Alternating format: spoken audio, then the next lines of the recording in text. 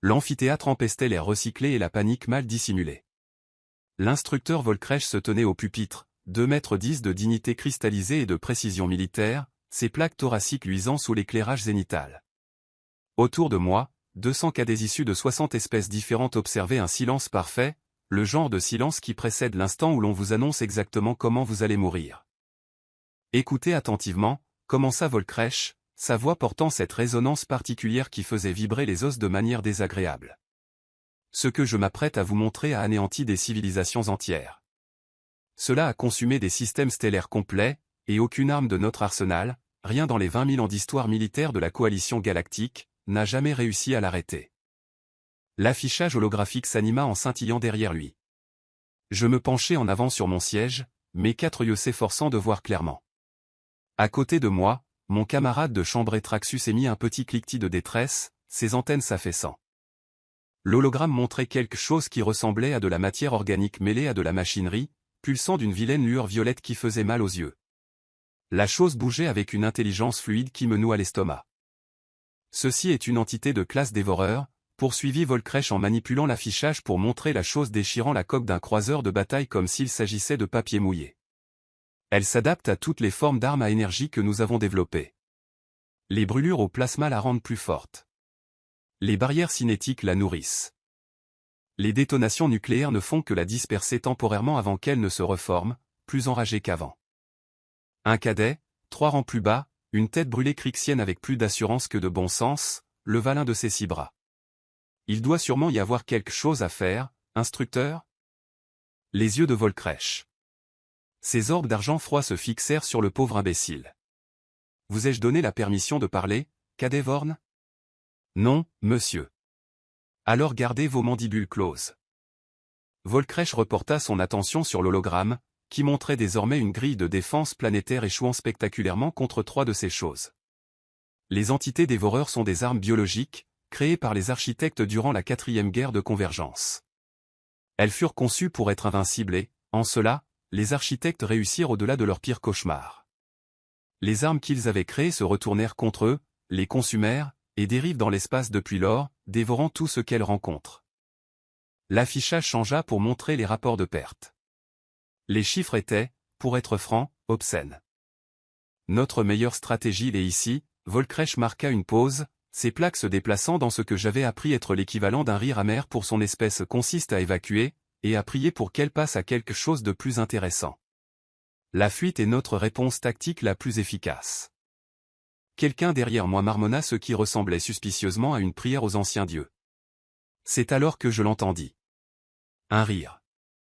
Pas un rire nerveux, ni un gloussement stressé, mais un véritable rire, franc, qui semblait totalement déplacé dans une salle remplie d'êtres contemplant leur mort inévitable et horrible. Toutes les têtes se tournèrent. Au fond de l'amphithéâtre, avachi sur son siège comme s'il regardait une comédie passable plutôt qu'une présentation sur l'extinction galactique, se trouvait l'humain, le cadet Marcus Webb.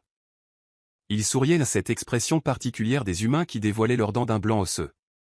Ses yeux pâles pétillaient de quelque chose qui pouvait être de l'amusement ou de la folie.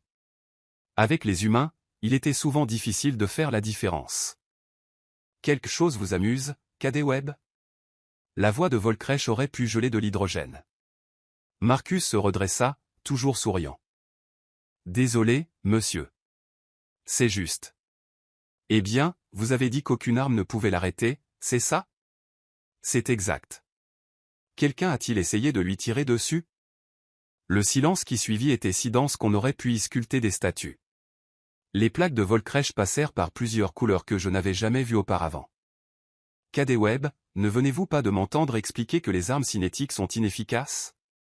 Vous avez dit que les barrières cinétiques la nourrissent, répondit Marcus d'un ton conversationnel, comme s'il discutait de la météo plutôt que de contredire un héros de guerre décoré devant 200 témoins. Vous n'avez pas spécifiquement mentionné les balles. Des projectiles ordinaires, à l'ancienne, à propulsion chimique. Des balles. Vous voulez combattre une machine biologique invincible avec des balles, répéta Volkrech d'une voix plate. Eh bien, quand vous le dites comme ça a l'air stupide, dit Marcus, son sourire s'élargissant. Mais ouais, en gros. Traxus se pencha vers moi, ses antennes frémissantes. Essaie-t-il de se faire renvoyer ? Ou juste tuer ? Les deux. Probablement, chuchotait je en retour. Volcrèche fixa l'humain pendant un long moment.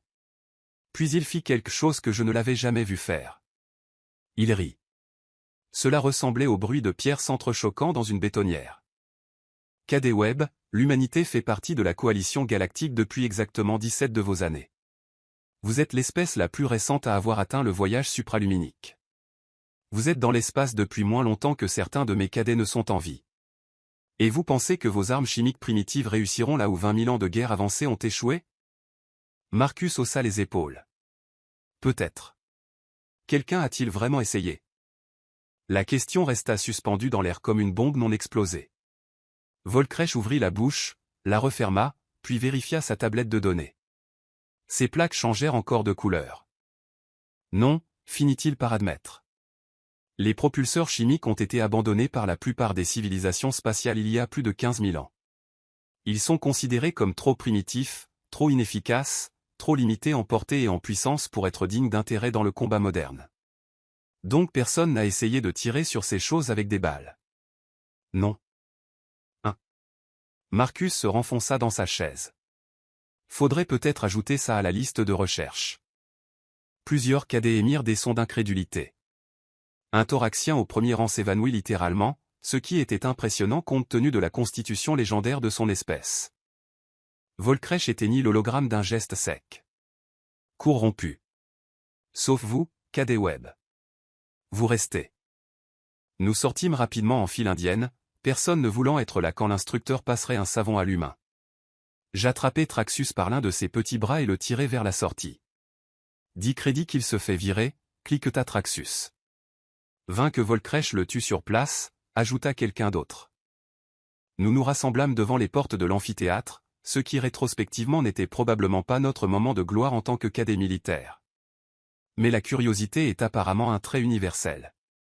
À travers la paroi partiellement transparente, nous pouvions voir Marcus se tenir au repos tandis que Volcrèche le dominait de toute sa hauteur. L'instructeur disait quelque chose, ses plaques changeant rapidement à travers le spectre des couleurs. Marcus restait simplement là, l'air toujours vaguement amusé. Puis Volcrèche sortit sa tablette et montra quelque chose à Marcus.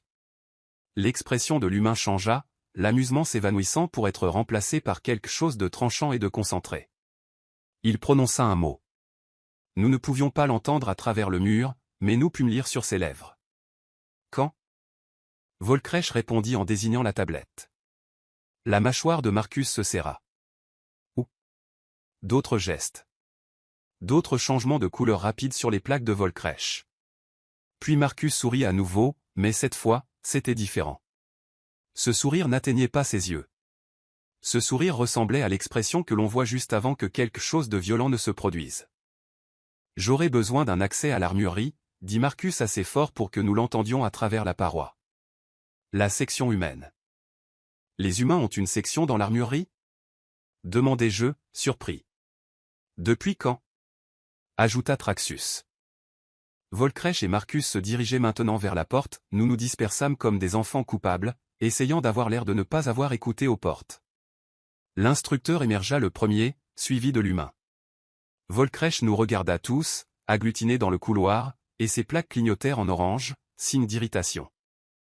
Aucun de vous n'a d'autres cours auxquels assister? Nous nous dispersâmes pour de bon cette fois. Mais je remarquai quelque chose. Alors qu'il descendait le couloir, Volcrèche ne marchait pas comme s'il escortait un cadet vers une punition. Il marchait comme s'il marchait avec un camarade soldat. Et cela m'effraya plus que tout ce qui s'était passé dans cet amphithéâtre.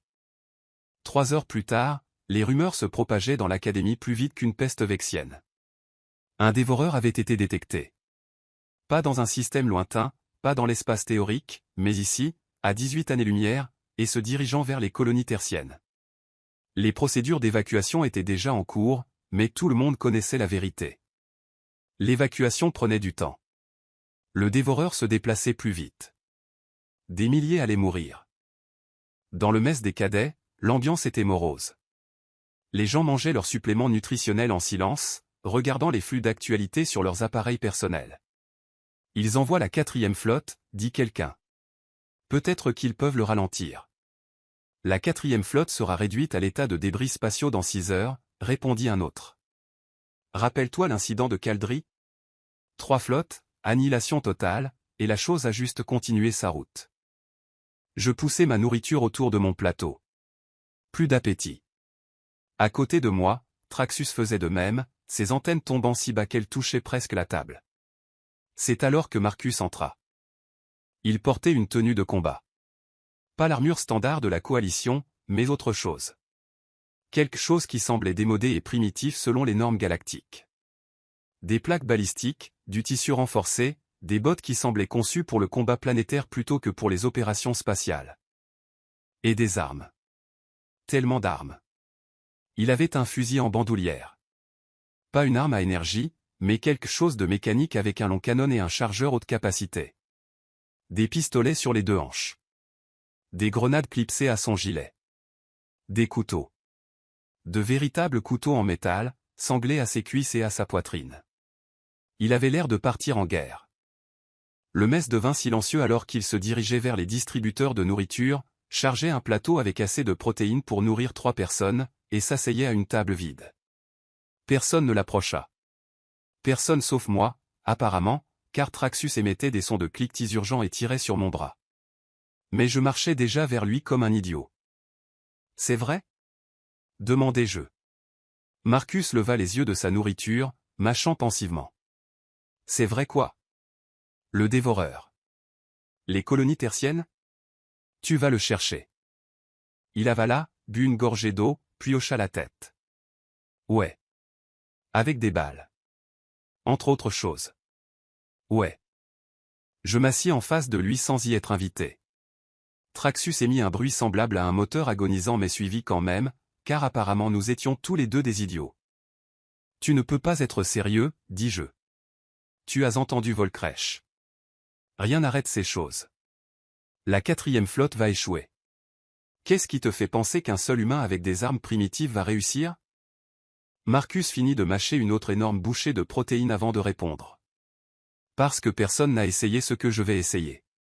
Tout le monde voit ces choses et pense armes à énergie, barrière cinétique, bombe à fusion. Ils pensent grand. Ils pensent avancé. Et vous pensez petit. Je pense pratique. Il tapota le fusil. C'est un Remington modèle 7 Sense, chambré en .3 Sense Winchester Magnum. Il tire un projectile en cuivre solide à environ 900 mètres par seconde. Pas de signature énergétique. Pas de particules exotiques. Pas de mécanique quantique.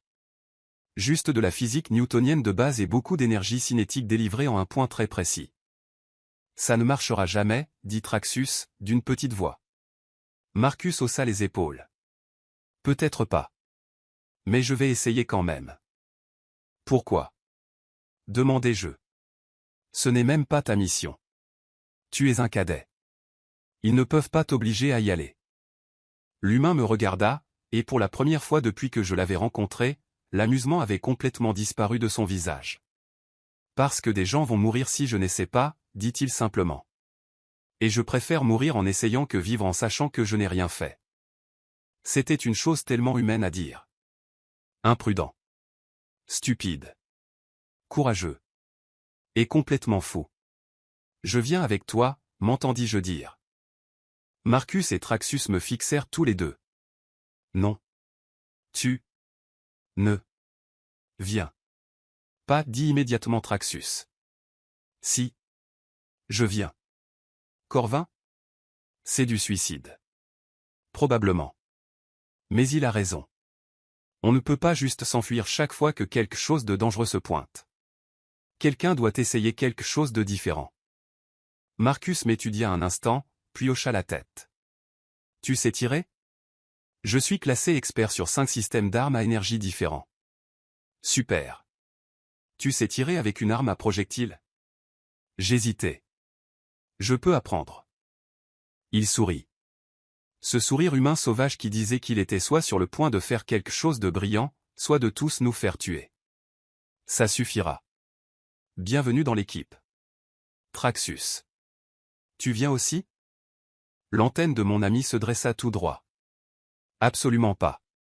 Je ne suis pas suicidaire. C'est juste, dit Marcus en se levant et en ramassant son plateau. Corvin, retrouve-moi à la baie de lancement 7 dans 2 heures. Apporte tout ce qui pourrait être utile. On décolle à 21h00. Il s'éloigna, me laissant assis là à me demander ce que je venais d'accepter. Traxus me fixait comme si une deuxième tête m'avait poussé. Tu es fou. Probablement. Tu vas mourir. Peut-être. Pourquoi fais-tu ça? J'y réfléchis. Aux ordres d'évacuation. Aux familles fuyant leur maison. À la 4e flotte se dirigeant vers une mort certaine. À 20 000 ans passés à fuir le problème. Parce qu'il a raison, dis-je finalement. Quelqu'un doit essayer quelque chose de différent. Autant que ce soit nous. Traxus fit à nouveau ce bruit de moteur agonisant. Puis il soupira, un long sifflement à travers ses spiracles respiratoires. Bien. Je viens aussi. Quelqu'un doit documenter la façon spectaculairement stupide dont vous allez mourir tous les deux. Je le regardai, surpris. Vraiment? Non. Pas vraiment. Mais je viens quand même, parce que tu es mon camarade de chambrée, et que quelqu'un doit essayer de te garder en vie. Il se leva, ses jambes tremblant légèrement. Et puis, si tu survis par miracle et que je ne suis pas venu, je n'en entendrai jamais la fin.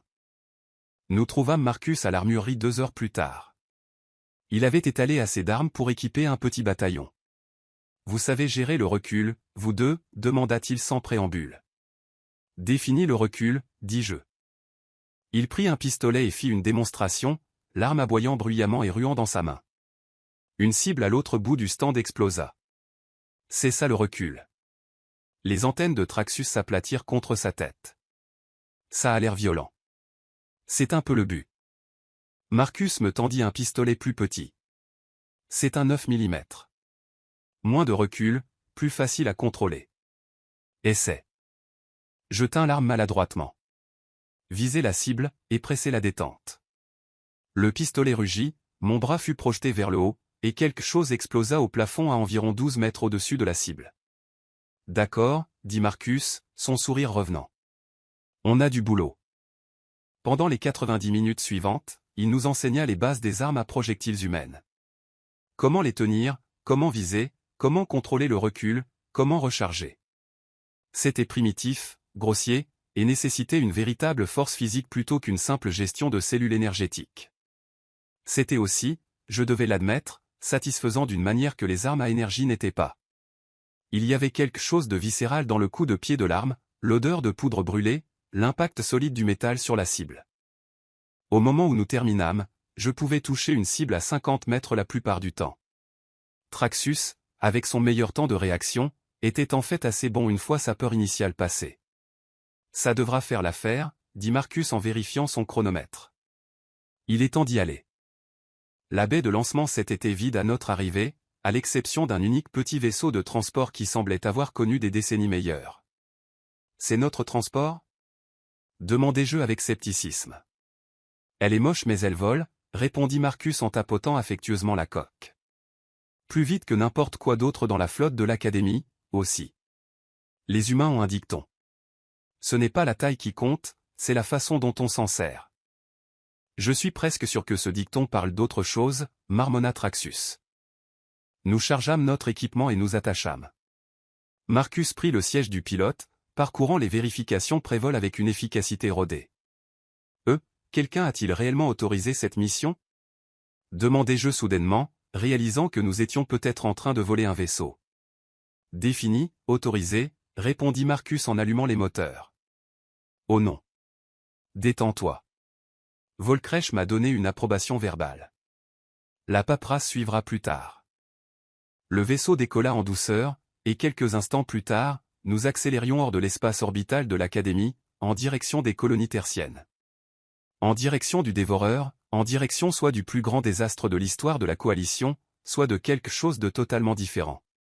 Marcus fredonnait quelque chose en pilotant, une chanson humaine que je ne reconnaissais pas, et pour une raison absolument insensée, je me surpris à sourire. Peut-être allions-nous mourir, mais au moins, ça allait être intéressant. Le voyage vers le système tertien prit 6 heures à pousser maximale, ce qui nous donna amplement le temps de contempler nos choix de vie et de paniquer globalement sur ce vers quoi nous volions. Marcus passa la majeure partie du trajet à nettoyer ses armes avec une concentration presque méditative, démontant et remontant chaque pièce avec une aisance exercée. La précision mécanique était étrangement apaisante à regarder, même si chaque arme nettoyée rappelait à quel point nous étions monumentalement surclassés. Traxxus s'occupa en passant en revue tous les fichiers de données disponibles sur les rencontres avec les dévoreurs, ses antennes tressaillant avec une agitation croissante à mesure qu'il lisait. Je me contentais de fixer les étoiles par le hublot, me demandant si ma famille serait fière ou horrifiée par ce que je faisais. Probablement les deux. Alors, c'est quoi le plan exactement? Finis-je par demander, brisant le silence. On se pointe, tu lui tires dessus avec des balles, et on espère le meilleur. Marcus leva les yeux du pistolet qu'il nettoyait. C'est le cadre de base, oui. Ce n'est pas un plan. C'est à peine un concept. Bienvenue dans la stratégie militaire humaine, dit-il joyeusement. Nous, on appelle ça de la stupidité partout ailleurs dans la galaxie, marmonna Traxxus sans lever les yeux de sa tablette. Marcus rit. Écoutez, voici le vrai plan. Tous les rapports disent que ces choses s'adaptent à l'énergie. Aux signatures, pas vrai? Elles apprennent, elles évoluent, elles contrent tout ce qu'on leur lance. Mais l'adaptation nécessite la reconnaissance. Si elles n'ont jamais rencontré quelque chose auparavant, elles ne peuvent pas avoir de défense prête. Propulseur chimique, dis-je, comprenant soudain. Exactement. Pas de signature énergétique au-delà de la chaleur de base. Pas de particules exotiques. Pas de mécanique quantique. Juste des explosions contrôlées. Lancer du métal, très vite. Leur système biologique pourrait même ne pas enregistrer ça comme une arme avant qu'il ne soit trop tard. Pourrait ne pas, souligna Traxxus. Tu paries des milliers de vies sur un « pourrait ». Mieux que l'alternative, qui est, définitivement tout le monde meurt. Marcus finit de remonter le pistolet avec un clic satisfaisant. De toute façon, les humains ont un assez bon palmarès pour tuer des choses qui sont supposées ne pas pouvoir être tuées. Ça vient du fait d'avoir évolué sur un monde hostile.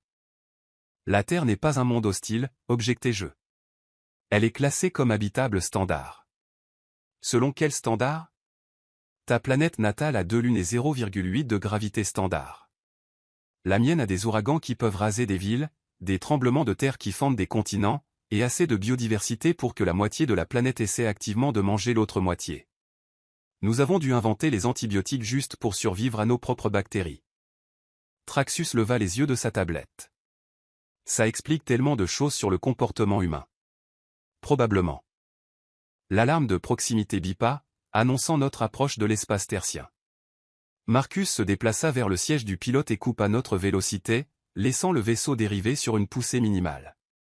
D'accord, j'affiche l'écran tactique. Le projecteur holographique s'alluma, montrant le système tertien en miniature. 3 planètes, 2 ceintures d'astéroïdes, et une signature de contact absolument massive près de la 2e planète. Le dévoreur. Même sous forme d'hologramme, c'était perturbant. La chose n'avait pas de forme définie, changeant et s'écoulant constamment comme du métal liquide mélangé à des tissus organiques. Une énergie violette pulsait à travers sa masse en motifs irréguliers qui me faisaient mal aux yeux à suivre. La 4e flotte de la coalition engage le combat maintenant, dit Marcus, mettant en évidence plusieurs contacts plus petits se déplaçant pour intercepter. Voyons ce qui se passe. Nous regardâmes en silence la flotte ouvrir le feu. Armes à énergie, missiles cinétiques, têtes nucléaires à fusion. Tout ce que les nouveaux alliés de l'humanité avaient développé au cours de millénaires de guerre. Le dévoreur absorba tout. Les éclairs de plasma s'évanouirent dans sa masse sans effet. Les missiles furent attrapés en plein vol et convertis pour grossir la masse de la créature. Les têtes nucléaires produisirent des explosions spectaculaires qui dispersèrent des morceaux de l'entité sur plusieurs milliers de kilomètres, seulement pour que ces morceaux refluent ensemble quelques instants plus tard, brillant maintenant plus fort qu'avant. Puis le dévoreur riposta. Des tentacules de cette énergie violette jaillirent, se déplaçant plus vite qu'aucun vaisseau amiral ne pouvait esquiver. Là où il touchait, les boucliers s'effondraient instantanément. Des blindages entiers se dissolvaient comme du sucre dans l'eau. Des vaisseaux entiers cessèrent simplement d'exister, déchirés au niveau moléculaire. En moins de 10 minutes, la 4e flotte avait disparu. 17 vaisseaux, 4000 soldats entraînés, évanouis comme s'ils n'avaient jamais existé. Le silence dans notre cockpit était absolu. D'accord, dit doucement Marcus. C'est pire que ce que les vidéos suggéraient. Nous devrions partir, dit Traxxus, la voix tremblante. Tout de suite. Il n'y a rien que nous puissions faire. Rien que personne ne puisse faire. Je voulais être d'accord.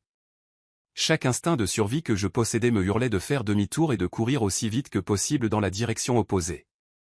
Mais je regardais l'affichage tactique, la deuxième planète où 10 millions de colons évacuaient désespérément. Sachant qu'ils ne finiraient jamais à temps. Sachant que cette chose allait les atteindre en moins de 3 heures. Non, m'entendis-je dire. On essaie. Marcus hocha la tête, la mâchoire serrée. Corvin a raison. On essaie. Traxus, calcule-nous un vecteur d'approche qui nous garde petits et silencieux. Je veux m'approcher avant qu'il ne nous remarque. C'est de la folie. Oui. Fais-le quand même. Traxus émit un bruit de gaz compressé s'échappant, mais commença à travailler sur la console de navigation. Si on arrive le long du champ de débris de la flotte, qu'on aligne notre vélocité avec l'épave, on pourrait être capable de masquer notre signature. Peut-être. Possiblement. C'est toujours de la folie. Notez. Exécute quand tu es prêt. Le petit transport ajusta sa course, se glissant dans le nuage de débris en expansion qui avait été la 4e flotte de la coalition. Des morceaux de blindage dérivaient devant notre hublot, certains étincelant encore d'énergie résiduelle. Je vis une capsule de sauvetage tournoyer dans le vide et sentis mon estomac se nouer, sachant qu'il n'y avait rien que nous puissions faire pour quiconque se trouvait à l'intérieur. Nous n'avions qu'une seule chance de faire compter tout ça. À mesure que nous approchions, la véritable échelle du dévoreur devint apparente. Il était énorme, faisant facilement 3 km de large, et grandissant à mesure qu'il consommait les derniers vestiges de la flotte. De près, le changement constant de sa surface était nauséabond, comme regarder la réalité elle-même devenir fluide et incertaine. La signature énergétique grimpe en flèche, rapporta Traxus. Il se nourrit des réacteurs des vaisseaux. Bien. Gardez-le distrait. Marcus se détacha du siège pilote et se dirigea vers le sas. Corvin. Tu viens avec moi. Traxus. Garde-nous en position et sois prêt à mettre les gaz à fond quand je donne le signal. Quel signal? Demanda Traxus. Tu le sauras quand tu le verras. Nous enfilâmes nos combinaisons rapidement. Les combinaisons spatiales étaient le modèle standard de la coalition, conçu pour les réparations d'urgence dans l'espace, pas pour le combat. Certainement pas pour combattre des machines biologiques invincibles venues d'au-delà du temps. Marcus vérifia mes joints personnellement, tirant sur chaque point de connexion. Rappelle-toi, vise le centre de masse, rafale contrôlée, surveille ta réserve d'oxygène. Si ça tourne mal, retourne au vaisseau et assure-toi que Traxus sorte d'ici. Si ça tourne mal, on est tous morts de toute façon. Probablement. Mais essayons de ne pas l'être. Le sas s'ouvrit et nous nous poussâmes dans l'espace, nos bottes magnétiques se verrouillant sur la coque. Marcus avait attaché une longe entre nous, démodé mais fiable. Approche par les champs de débris. Sur la tranche, dit Marcus par la radio de la combinaison. Tout doux. Juste 2 morceaux d'épave de plus. Nous dérivâmes plus près. Le dévoreur remplissait ma vision maintenant, une horreur massive et tordue qui défiait toute description facile. Une lumière violette pulsait par vagues sur sa surface, et je pouvais voir de plus petits tentacules s'étendre et se rétracter, goûtant l'espace autour de lui, cherchant plus d'énergie à consommer. Arme prête? Chuchota Marcus en levant son fusil. Je fis de même avec l'arme qu'il m'avait donnée, une mitraillette compacte chargée de munitions perforantes. Nous étions à 50 mètres. 40. 30. L'entité ne montra aucune réaction. Aucun tentacule ne se tendit vers nous. Aucune mesure défensive ne s'activa. Elle continuait simplement à se nourrir des cœurs de réacteurs éparpillés dans les débris. 20 mètres. À mon signal, dit doucement Marcus. Vise le même endroit que moi. Feu concentré. 3. 2. 1. Top. Le fusil aboya dans ses mains, un flash silencieux dans le vide. Je pressai ma détente et sentis la mitraillette vibrer contre mon épaule alors qu'elle crachait des balles vers la cible. Pendant un instant, rien ne se passa. Puis, je le vis. De petits trous apparaissaient à la surface du dévoreur, là où nos balles frappaient. Pas absorbés. Pas convertis. Juste transpercés de part en part, laissant des plaies déchiquetées qui ne guérissaient pas immédiatement. Ça marche, soufflai-je. Continue à tirer, ordonna Marcus. Nous déversâmes des munitions dans la chose, regardant plus de trous apparaître. L'entité commença à se déplacer, sa surface ondulant dans ce qui aurait pu être de la confusion ou de la douleur. Un tentacule s'étendit vers nous, bougeant avec cette horrible grâce fluide. Marcus changea de cible sans hésitation, cousant une ligne de balle sur la longueur du tentacule. Il recula, des morceaux se détachant et dérivant dans l'espace. Pas en train de se reformer, réellement détruit. Traxus. Dis-moi que tu enregistres ça, dit Marcus. Chaque seconde. Aussi, il vous a définitivement remarqué maintenant. Plus de tentacules s'étendaient, bougeant plus vite. La lueur violette s'intensifia, pulsant en vagues de colère. Temps d'escalade. Marcus tira quelque chose de sa ceinture.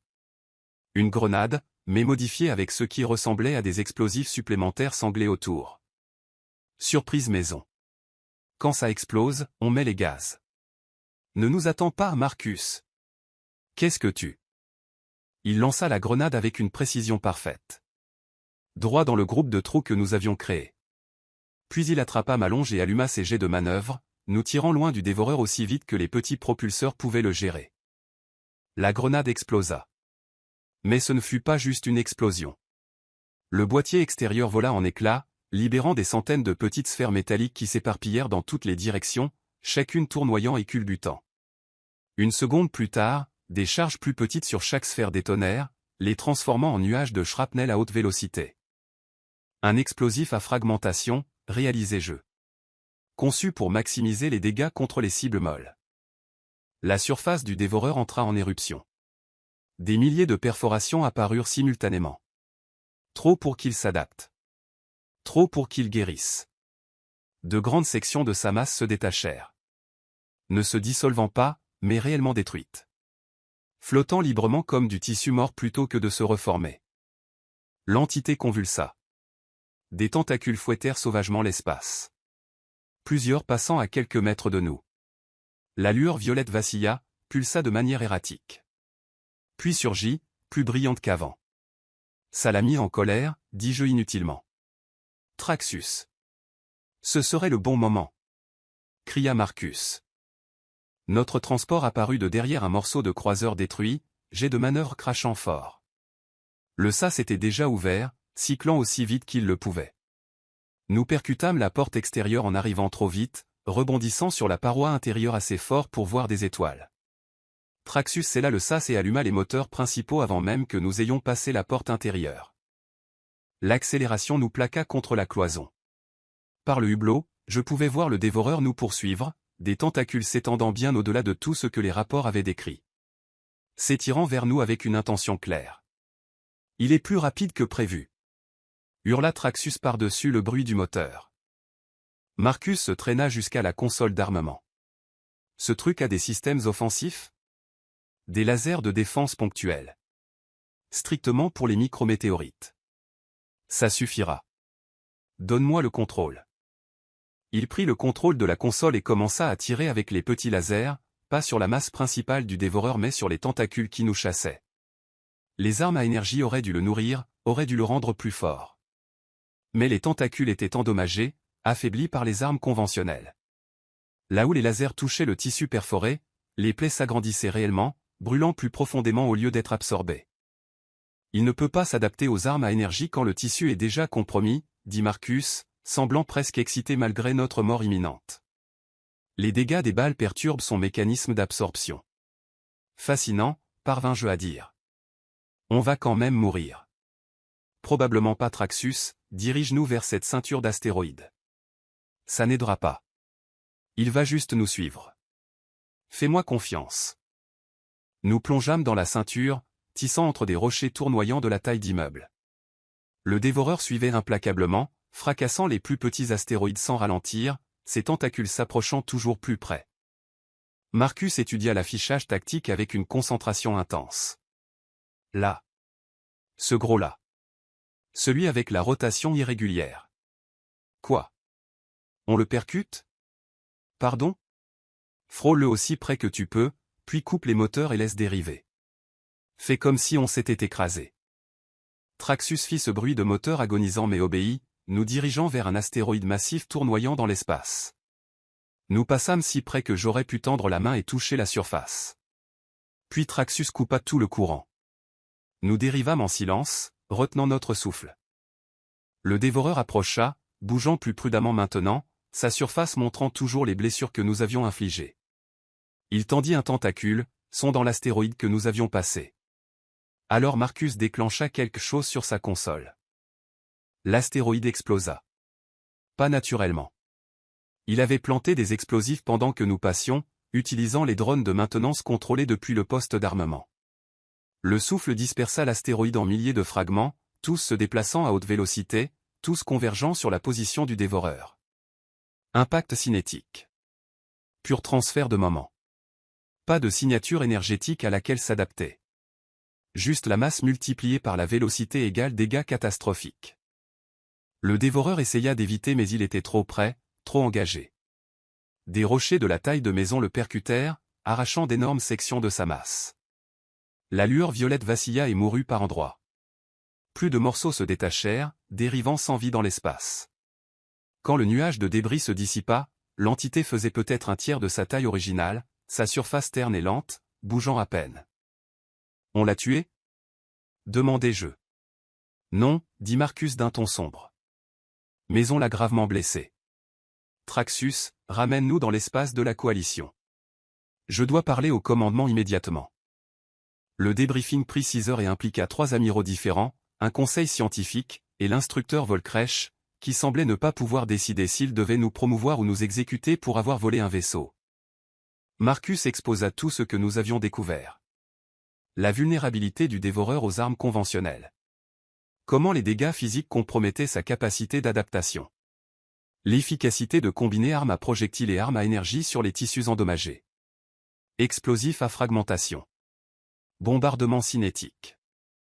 Toutes des tactiques que nous avons abandonnées il y a des millénaires, dit lentement l'amiral Toru, parce qu'elles étaient inefficaces pour le combat spatial. Contre des cibles normales? Bien sûr, accorda Marcus, mais contre quelque chose qui s'adapte à tout ce qui est moderne, parfois il faut revenir à l'ancienne. C'est embarrassant, marmonna quelqu'un. 20 000 ans de progrès vaincus par des balles. Pas vaincus, corrigea Marcus. Blessé. C'est toujours vivant. Toujours dangereux. Mais maintenant nous savons que ça peut être blessé. Que ça peut être tué. Vous devez juste changer votre façon de penser. L'amiral Toru l'étudia un long moment. Cadet Webb, que diriez-vous d'une promotion? Je préférerais avoir l'autorisation de former une unité spécialisée, répondit Marcus.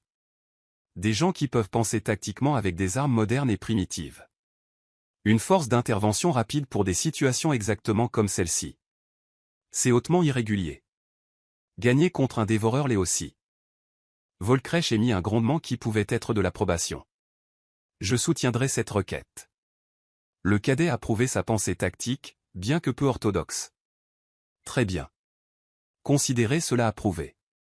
Cadet Webb, vous êtes maintenant lieutenant Webb, avec effet immédiat. Assemblez votre équipe. L'entraînement commence demain. Marcus salua sèchement. Oui, monsieur. J'aurai besoin des cadets Corvin et Traxus assignés à l'unité. Je clignai des yeux. Quoi? Vous vous êtes bien débrouillé là-bas. Je veux des soldats qui savent réfléchir, qui savent s'adapter, qui ne paniquent pas quand le plan s'effondre. C'est vous. L'antenne de Traxus s'affaissa. J'ai passé toute la mission à paniquer. Mais tu as continué à fonctionner quand même. C'est ce qui compte. L'amiral Toru fit un geste de la main. Bien. Bien. Prenez qui vous voulez. Assurez-vous juste que ça marche. Nous fûmes congédiés, sortant du centre de commandement un peu hébétés. On vient juste de se faire enrôler dans l'escadron de la mort expérimentale de l'humain, demanda Traxus. Je crois bien, répondis-je. Super. Merveilleux. C'est exactement ce que je voulais de ma carrière militaire. Mais je pouvais entendre la fierté dans sa voix, sous le sarcasme. Marcus faisait déjà des plans, parlant de régime d'entraînement, de réquisition d'équipements et de scénarios tactiques. Son enthousiasme était contagieux, même pour quelque chose d'aussi insensé que de combattre des horreurs cosmiques avec des armes obsolètes. Tu penses vraiment que ça marchera à long terme? Demandai-je. Les dévoreurs finiront par s'adapter. Probablement, admit Marcus. Mais d'ici là, nous nous serons adaptés aussi. C'est ce que font les humains. On s'adapte. On évolue. On trouve de nouvelles façons de résoudre de vieux problèmes. 20 000 ans de civilisation galactique à fuir ces choses? C'est fini. On riposte. Il sourit de ce sourire humain sauvage. Et puis, les balles ne sont que le début. Attendez de voir ce que les humains ont développé d'autre. Lance-flammes. Pulvérisateur d'acide. Armes biologiques. Neurotoxines. Canons électriques. Canons Gauss. De bons vieux explosifs dans des configurations créatives. Nous avons 20 000 ans de votre guerre avancée à rattraper. Mais vous avez oublié 20 000 ans de violence créative avec laquelle nous ne faisons que commencer. Traxus émit un petit son de détresse. Ton espèce m'effraie. Bon instinct de survie, approuva joyeusement Marcus. Nous marchâmes à travers les couloirs de l'académie, passant devant des cadets qui nous fixaient avec de nouvelles expressions. Nous n'étions plus juste des étudiants. Nous étions l'équipe qui avait blessé un dévoreur et vécu pour le raconter. Demain, le vrai travail commencerait.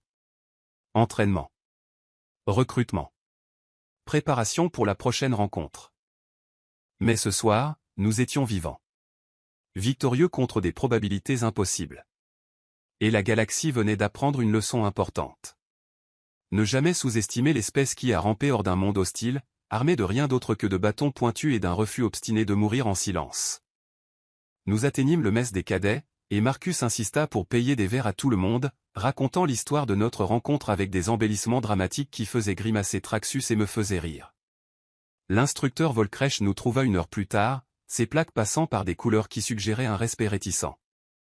Lieutenant Webb, dit-il formellement, vos tactiques étaient imprudentes, dangereuses, et ont violé environ 47 règlements. Oui, monsieur. Elles ont aussi fonctionné. Cela n'est jamais arrivé contre un dévoreur dans l'histoire enregistrée. Oui, monsieur. Les plaques de Volcresh passèrent à quelque chose qui pouvait être de l'approbation. Votre unité d'entraînement s'est vue allouer le hangar 12, et un budget discrétionnaire. Ne me faites pas regretter de soutenir ça. Pas de promesse, monsieur. Mais je ferai de mon mieux. Après le départ de Volcresh, Traxus se renversa dans sa chaise, les antennes ondulant légèrement sous l'effet de la boisson fermentée qu'il buvait. Nous n'aurons jamais une carrière militaire normale, n'est-ce pas? Marcus leva son verre. Pas même un petit peu. Je trinquai mon verre contre le sien. Bien. La normalité, c'est surcoté. Nous bûmes à ça. 3 soldats de 3 mondes différents, liés par la folie partagée de charger tête baissée vers la chose que tout le monde fuyait. La galaxie était un endroit dangereux, plein d'horreurs qui ne pouvaient soi-disant pas être arrêtées. Mais maintenant, elles allaient devoir faire face aux humains. Et les humains, comme l'univers était sur le point de l'apprendre, ne croyaient pas à l'invincible. Ils croyaient juste qu'il fallait trouver le bon flingue et assez de balles. Tout le reste n'était que de l'entraînement au tir.